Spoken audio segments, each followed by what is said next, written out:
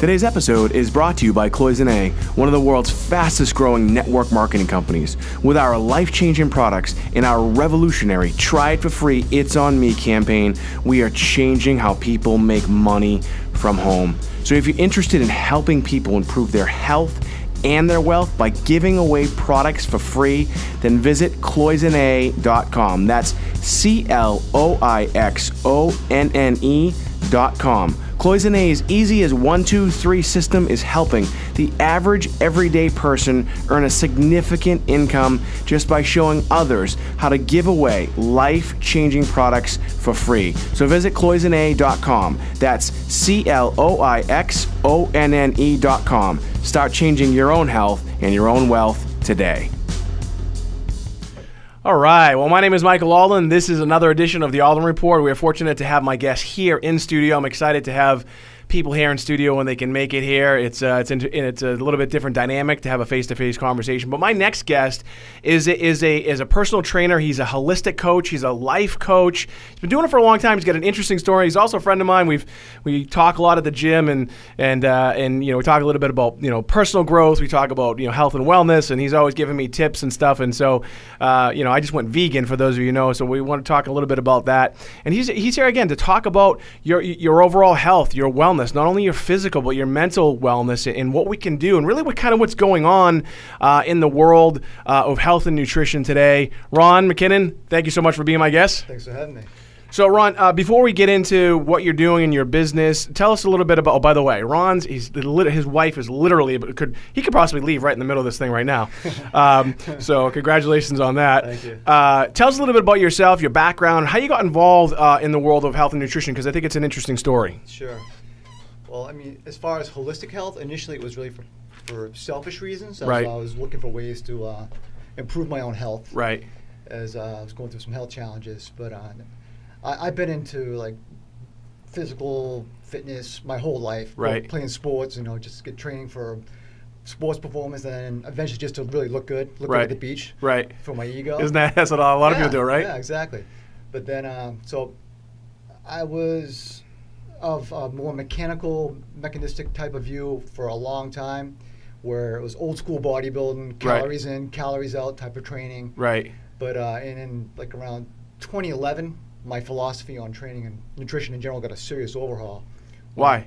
When I had my gallbladder surgically removed. So I had a series of health challenges, which included that. Yeah. And so, as you know, the gallbladder is a very important part of your digestion. I don't know, so tell me about that, because I hear about people who have gallbladder issues all the time, and people do gallbladder cleanses and stuff. What's the purpose of the gallbladder? I don't know. I don't know. Oh, the gallbladder is it's a reserve sac for your bile. Okay. And bile is there to help break down for digestion for fats and that type of stuff. Okay. So I've had the today's view as far as allopathic medicine. They kind of think, oh, you really don't need your gallbladder, and some things they just cut them out. Right. But it does serve an important part of your function for your digestion. So Sure. When I had that taken out, knowing what I know now, I honestly think that I could have saved my gallbladder and not had to go through that. But it was my gift, because that's what brought me into this path right now to study holistic medicine. Right. And so when I was going through the challenges, I got to the point where I was about 40 pounds heavier than what I am right now. Really? Mostly muscle. Yeah. I was into bodybuilding. Yeah. And so when I started having those I'm about 40 pounds heavier too, but I don't know if it's muscle. It's okay. Right. When I started going through the health challenges, and I got to the point where I couldn't even eat a piece of bread without being in debilitating pain. Really? Yeah. That was post removing the gallbladder. Oh, prior to. Yeah, okay. prior to it. So, all right. And so I was just getting to the point where I was just starting to wither away. Yeah. And do you think you caused it from what you were doing, or is that your diet, or what do you think caused it?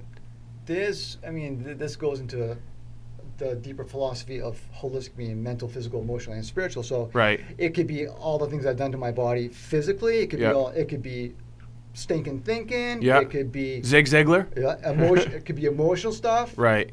Liver, gallbladder. Could be anger stuff. It could be repressed anger. Sure. And then there's the spiritual stuff. Right. So in my beliefs and my philosophies, my teachings and my teachers, that everything manifests on the spirit level before it comes down to the physical level. Right. So what caused it? It's hard to know. I'm not quite sure exactly what it is. But going into it, looking back now, knowing what I know now, that I do believe I could have kept my gallbladder Yeah. without having to have it removed. Sure. But it was a gift because that's what led me to study what I'm studying right now. Right. So looking into digestion, food, and like I said, I couldn't eat without being in debilitating pain. So I was Right. just losing muscle mass and just withering away. Yeah. And at that point in time in my life, I was really, my ego, that's why I had my muscle mass. Sure. I used it as a shell Sure. because I wasn't really confident with who I was. So Right. I kind of put up that barrier. Right. And so, But I'm sure you look great. yeah. But then the universe, God says, okay, that's who you are. You're this, this tough guy, Right. whatever you are. Right. Let's see who you really are. Right. Let's strip that muscle away from you. Right. And so for me, it was really dark night of the soul. Yeah. And at that point in time, I was working full-time in real estate. Right. And I knew that that wasn't my life calling. And I'd always been passionate about health and wellness in general. Sure. And so I was starting to explore different avenues, doing some consulting and stuff like that.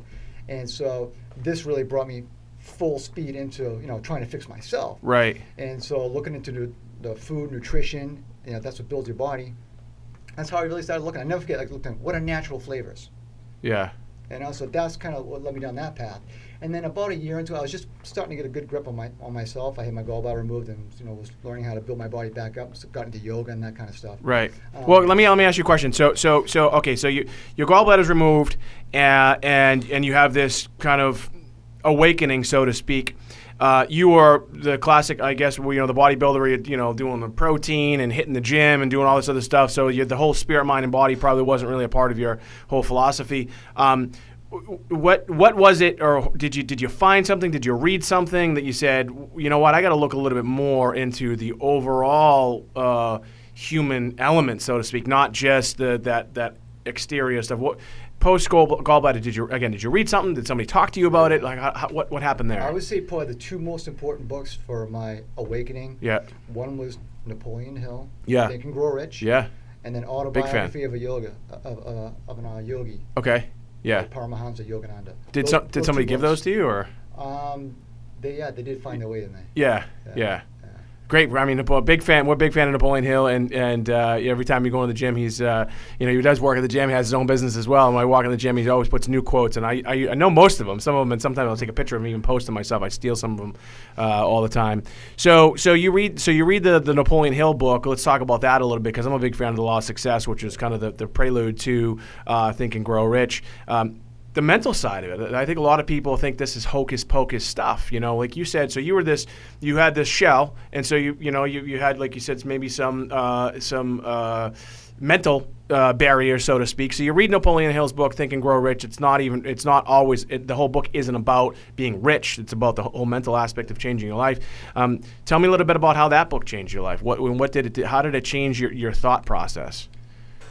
Well, in the book where he starts talking about his guides, his counsel. Sure.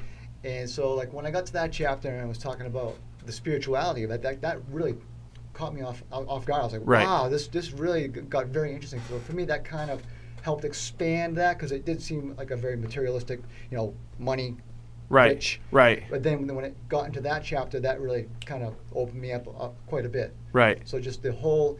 And I become fascinated with the invisible, the vibrations we talked about. I've talked about that before, yeah. and right, yeah. Yeah, how the brain is a transmitter, and right. how you can receive, and it's. I'm fascinated by the invisible, and it's what's so exciting now is that we're able to start taking the science, right, to measure the spirituality stuff that's been going on for thousands and thousands of years. Right. It's supposed to just rainbows and unicorns. Right. But now we're actually being able to measure it. Right. So people, again, because I remember when I first, my first book was Magic of Thinking Big, and that kind of transformed my life. And then I've read a million books since then. But I remember reading The Law of Success, and he's talking about the vibrations and the spiritual side of things. And then actually it's funny, I just finished reading Norman Vincent Peale's book, and it's very, very spiritual, The Power of Positive Thinking. But a lot of people think that it's just hocus pocus, like BS, but it's really not, right? Yeah. For me, I think. It's like if I hadn't read those books, I don't know where I'd be today, right? Yep, true. I mean, and the more when you start to practice this stuff, right, and just doors start opening for you, and just synchronicities, it can't be denied. Right. The proof is in the pudding. Sure. So we start with the mind. So we're talking about the mind a little bit, and so obviously you're a firm believer in reading books, and I was just reading an article today.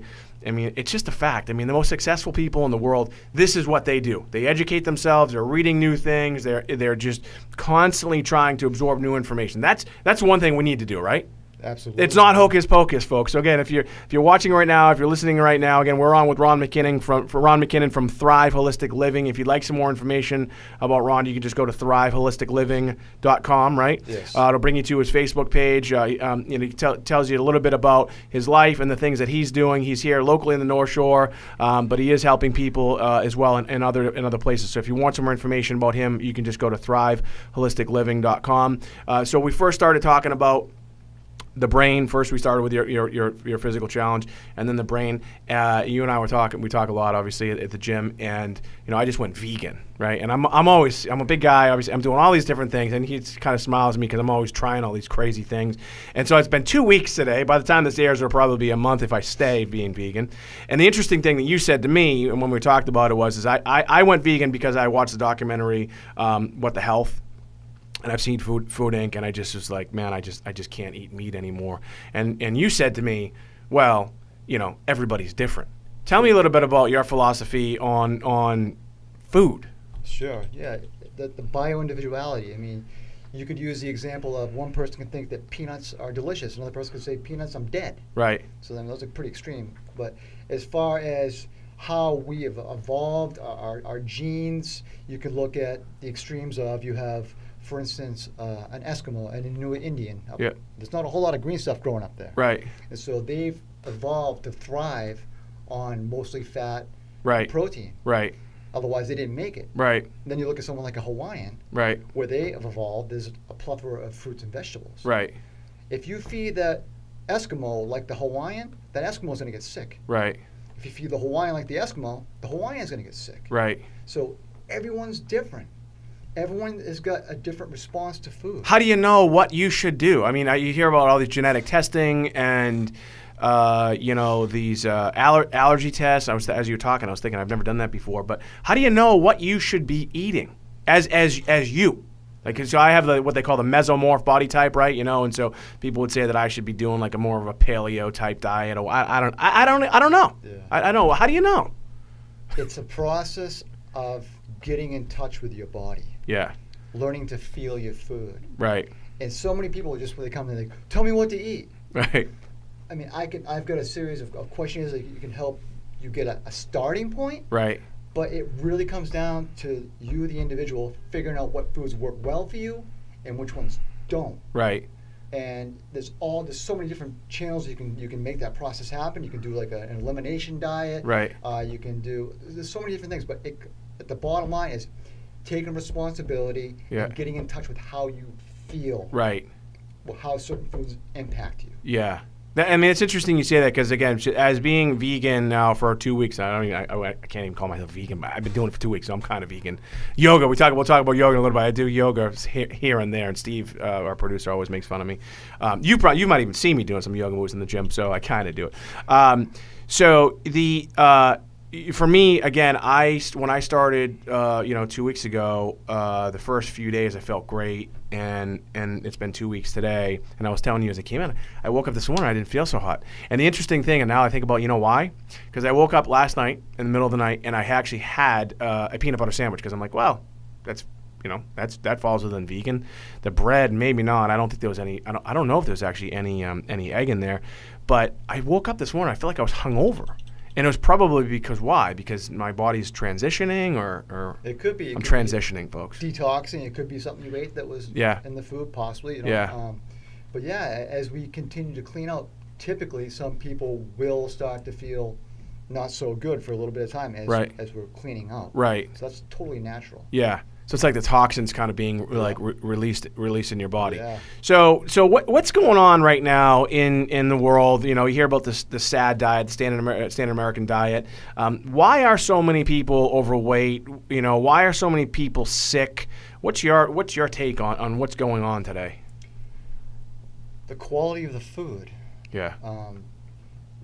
You could eat a bag of potato chips and still feel hungry. Right. You could eat a big bag of potato chips, you'll feel like like bloated, Right. not so good, but you'll still feel hungry Right. because you haven't gotten the nutrition. Right. Your brain's going to tell you you're full when you've gotten enough nutrition. Right. So we have all this food. A lot of the stuff out there is crap, Right. as far as, genetically modified corns, all kinds of garbage out there. We Right. can talk about that later on if you want to. Right. But we're just not getting enough nutrition. Right.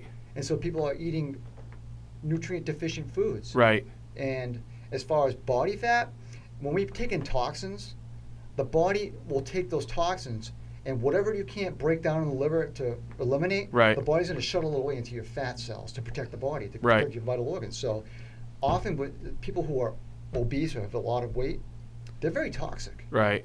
And so when people start, like some of those heavy people, when they start working out and they start breaking down the fat cells, Yeah. some of those toxins, that's what happens. They get released. It's like the bad guys are in jail. Right. Fat cells. They release the guys out of jail, and then they're in your bloodstream again, and you can start feeling bad, and it can have a rebound effect, and so you can feel terrible, and then you have to. And then I'm guessing if that happens, like again this morning when I woke up and I felt like I'm like, maybe I'm not going to do this anymore.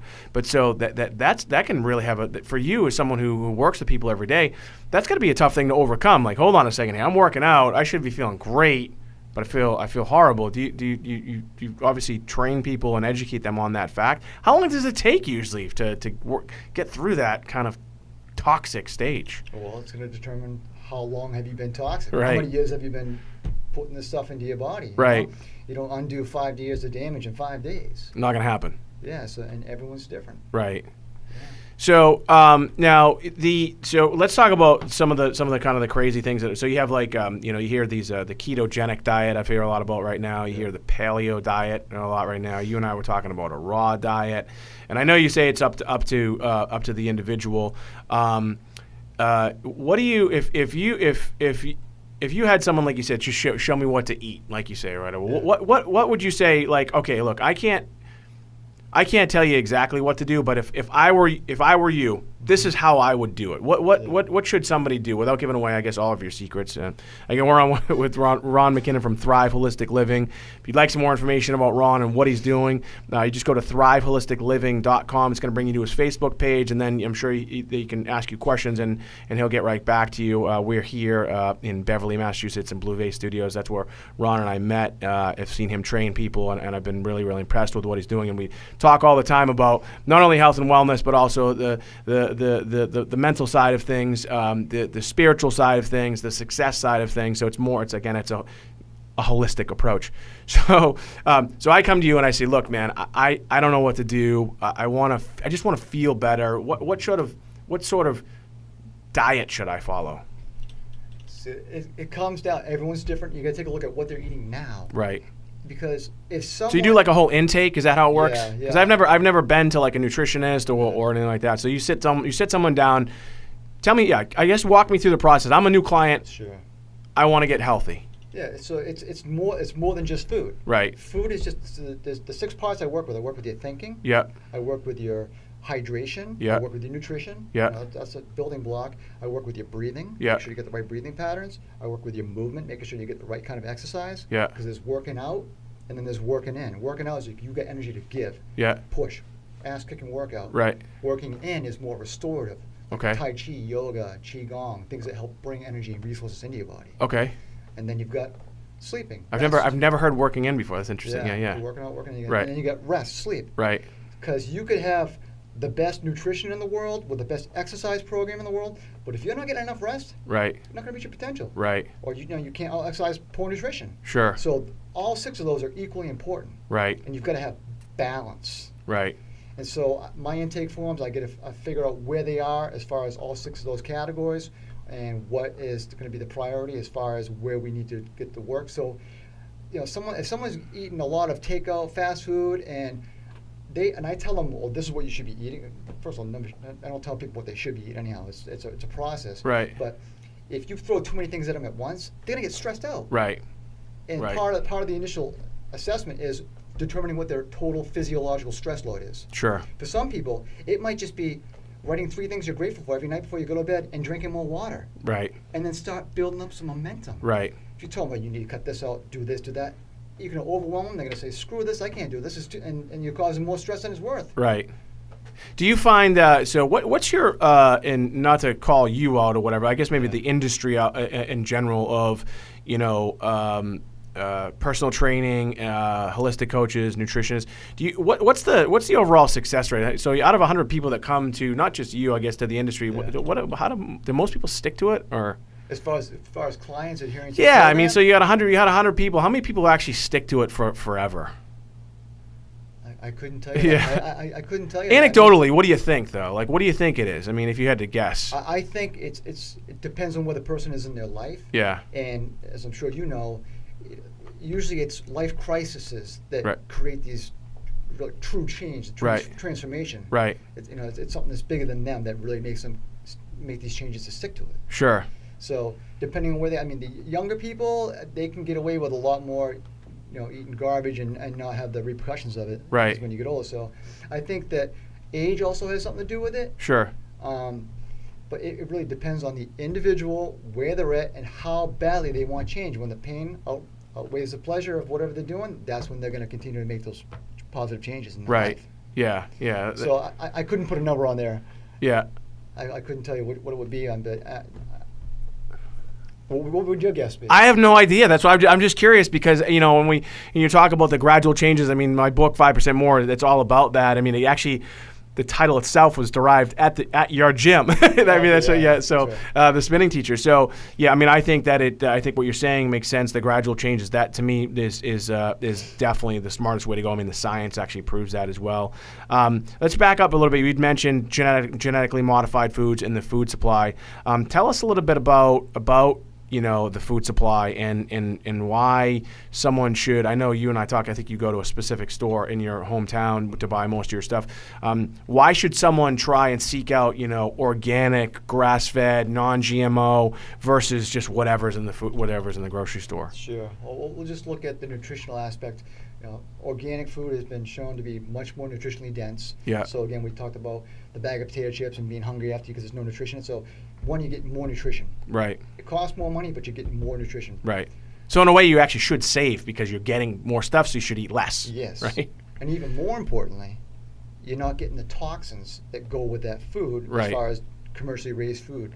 We talk about fruits and vegetables where they're sprayed with pesticides. Right. Again, that's stuff chemicals that are poison that your liver's going to have to break down, and whatever your liver can't break down, it's going to help store into the body fat. Right. So just the toxicity in itself that's an important reason why to eat good, clean, organic food.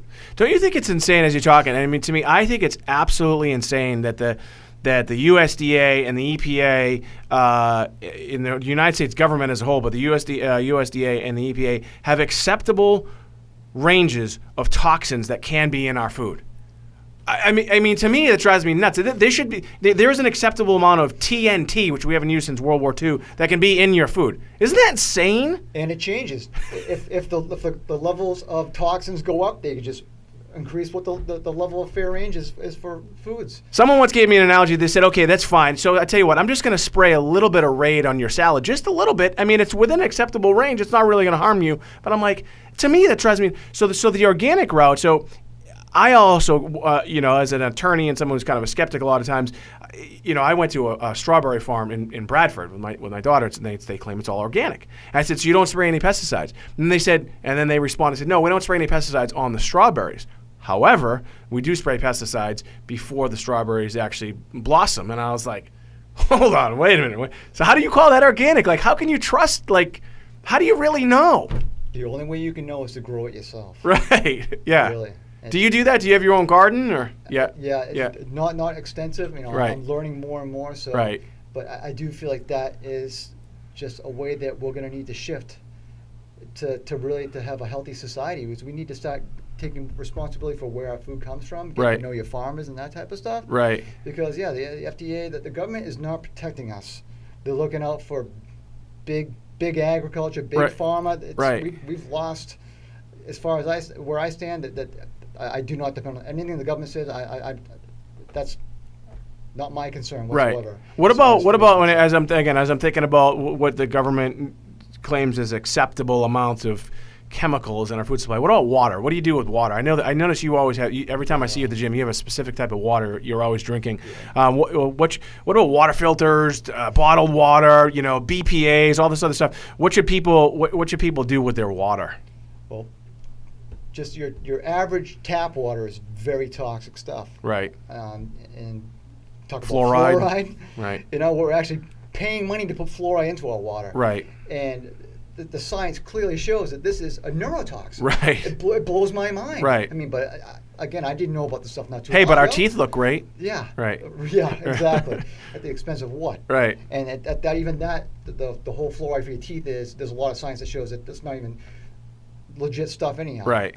But as far as, I don't want fluoride in my body, knowing what I know now. Right. So what I have at my own home, I have a big Berkey countertop water filtration system. Yeah. And I have special filters on there because fluoride is not easy stuff to get out of your water. Right. And like your typical Brita water filter, that stuff's not going to pull it out. Really? No. See, I would always think that it does. Yeah. So I get special filters to help pull out things like arsenic and fluoride. Yeah. And then because it pulls a lot of stuff out. It pulls out the good minerals too, so you have to put a little bit of minerals back into your water. Right. I just use like a good quality of Celtic sea salt. Put that into my water. It helps put some minerals in my water. So, but you can also use something like a reverse osmosis system. Yeah. That'll take everything out of it. And again, that's another place where you get to put some minerals back into the water. Right. So why do we have to put minerals back in the water? Why can't we just hydrate? Why do I have to put minerals in?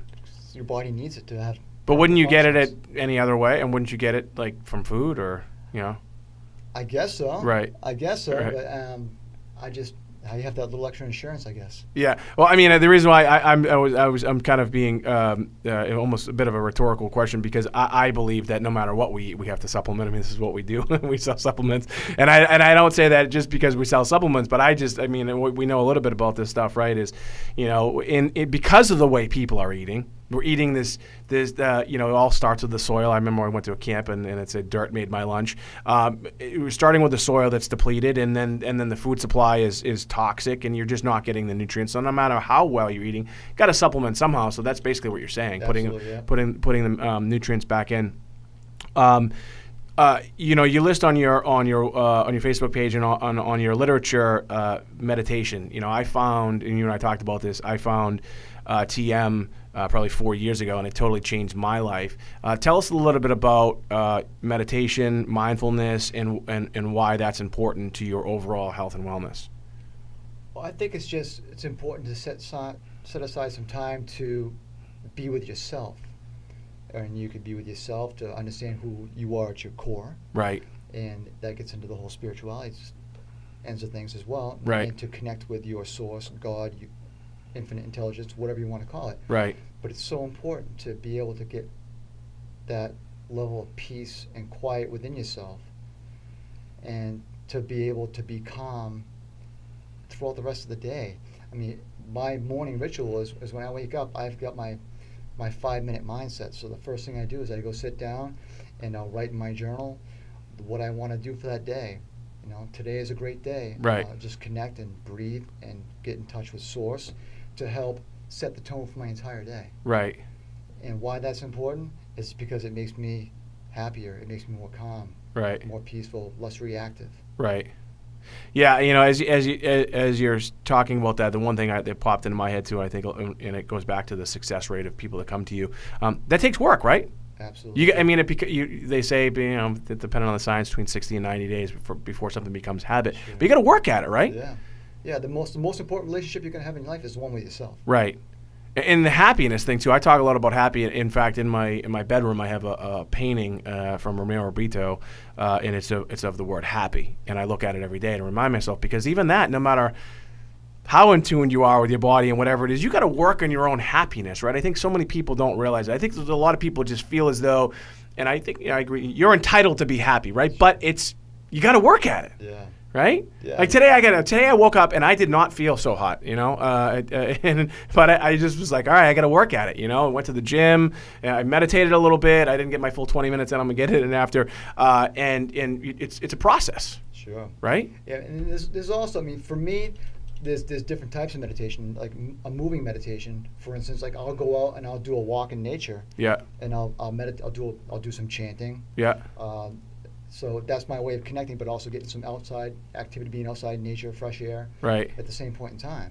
So there's all different types of ways that you can have your internal quiet time to connect. Right. It doesn't have to be, what everyone's got different methods that work for them. Like you get your TM that works Right. well for you. Right. But you don't have to be, pigeonholed into this one specific thing. You have to do this, because if it doesn't feel right, you're not going to want to do it. Right. It's going to be something you want to do on a regular basis anyhow. Yeah. How do you feel too? Because I see you working with people sometimes, and I've seen you doing Tai Chi over in the pond that's next to where we work out.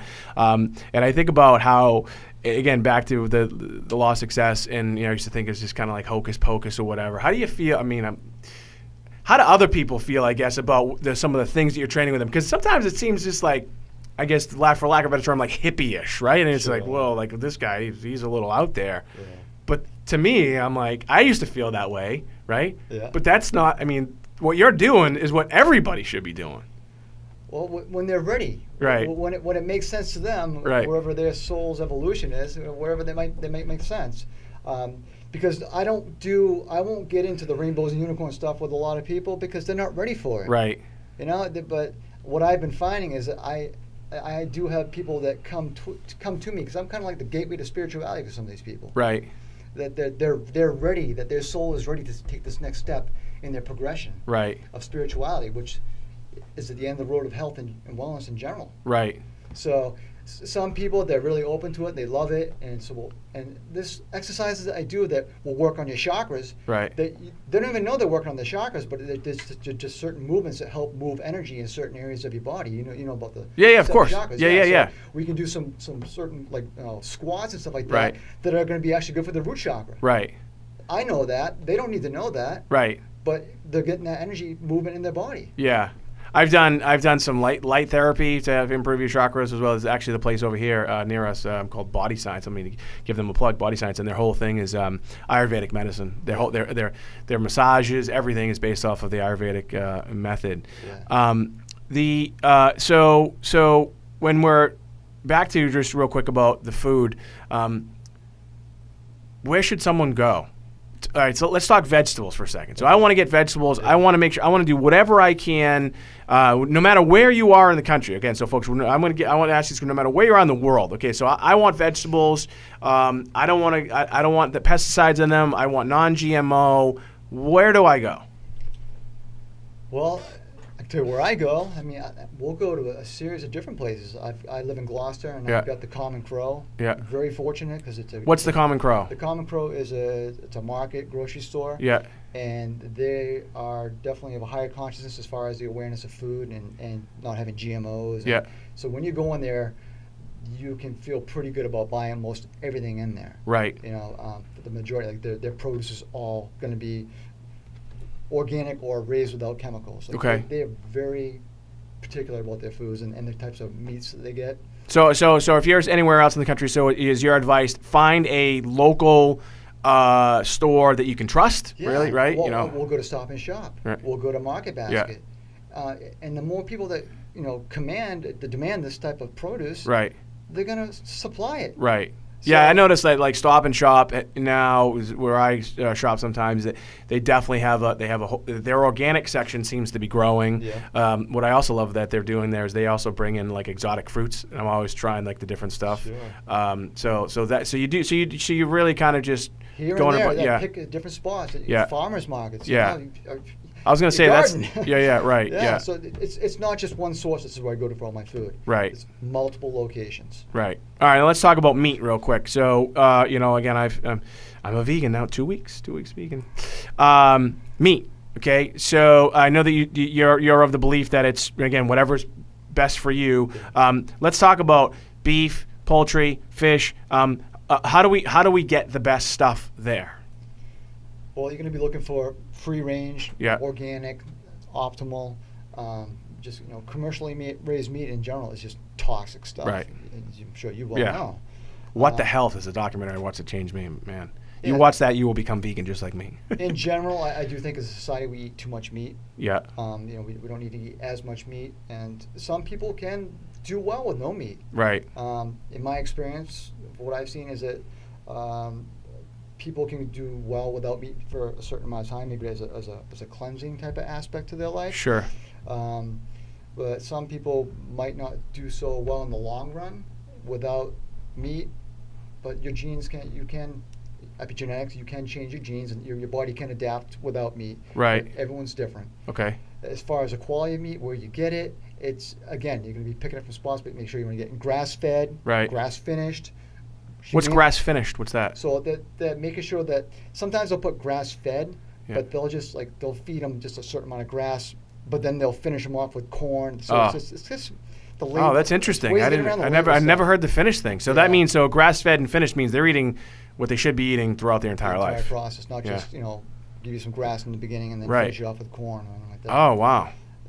It's really, this day and age, it's so difficult to know what you're really getting Right. unless you grow it yourself, you Right. raise the animals yourself, you know the rancher, you know the Right. people who are raising the food. Right. You just do the best you can with what you have. But the key too is like paying attention, right? Paying attention. Yeah. Absolutely. Yeah. I find now that just again, I've always been into health and wellness and do my best to try and pay attention to my body. And over this past 2 weeks, I've been very acutely aware of what is in my food and looking one to make sure there's no animal product whatsoever. But I noticed that when I was shopping, I would sit there and I would spend a little bit of time reading the label, and I never really had done that before because I was like, all right, well, if I'm gonna try and get lean, I was just gonna eat cottage cheese and lean beef and just buy whatever.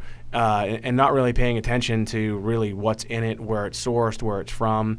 Natural flavors. What the hell are natural flavors? Right. You know?